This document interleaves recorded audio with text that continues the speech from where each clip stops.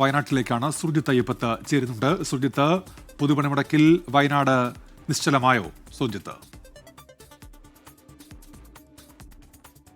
100% സ്തംഭിക്കുന്ന ഒരു സ്ഥിതിയാണ് ഉണ്ടായിട്ടുള്ളത്. വയനാടിനെ സംബന്ധിച്ചിടത്തോളം തോട്ടം മേഖലയാണ് ഏറ്റവും പ്രധാനമായുള്ളത്. തോട്ടം മേഖല പൂർണ്ണമായും അടഞ്ഞു കിടക്കുന്ന ഒരു അവസ്ഥയാണ് ഉണ്ടായിട്ടുള്ളത്. KSRTC ബസ്സുകൾ വിരലെണ്ണാവുന്ന സർവീസുകൾ മാത്രമാണ് നടത്തിയത്. 3 സർവീസുകളാണ് ഇന്ന് ഉച്ചവരെ ബത്തേരി ഡിപ്പോയിൽ നടത്തിയത്. മറ്റ് ഡിപ്പോകളിൽ നിന്ന്, മാനന്തവാടിയും കൽപ്പറ്റ അടക്കമുള്ള ഡിപ്പോകളിൽ നിന്ന് സർവീസ് പൂർണ്ണമായും ഉണ്ടായിരുന്നില്ല.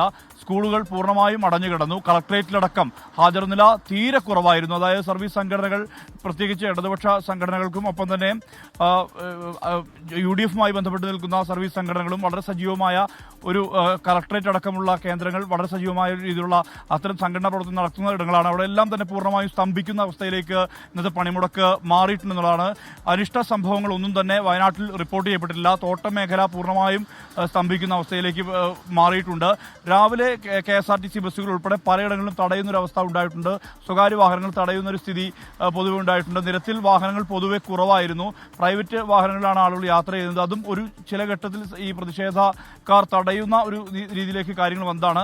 ചരക്ക് ഗതാഗതവും പൂർണ്ണമായും സ്തംഭിക്കുന്ന അവസ്ഥയിലേക്ക് കാര്യങ്ങൾ മാറിയിട്ടുണ്ട്. ഇപ്പോൾ ഞാൻ നിൽക്കുന്ന ഇടം എന്ന് പറയുന്നത് കൽപ്പറ്റയാണ്.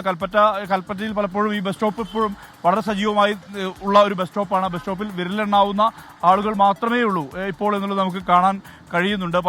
ശൂന്യമായ നിലയിലാണ് ഈ ബസ് സ്റ്റോപ്പ് അടക്കം ഉള്ളത്. ഇത് ബത്തേരിയിലേക്ക് ഉൾപ്പെടെ മാനന്തവാടിയിലേക്കും മറ്റും പോകാൻ വേണ്ടി ഉള്ള പ്രധാനപ്പെട്ട ഒരു ബസ് സ്റ്റോപ്പാണ്. ബസ് സ്റ്റോപ്പിലടക്കം ആളുകൾ ഇല്ലാത്ത ഒരു സ്ഥിതി നമുക്ക് കാണാൻ കഴിയുന്നുണ്ട്. അനിഷ്ട സംഭവങ്ങൾ പൂർണ്ണമായും ഇവിടെ ഉണ്ടായിട്ടില്ല. പലരും ഇരുചക്ര വാഹനങ്ങളെയൊക്കെ ആശ്രയിച്ചാണ് യാത്ര നടത്തിയിട്ടുള്ളത്. റോഡ് എപ്പോഴും വിജനമായ ഒരു അവസ്ഥയായിരുന്നു.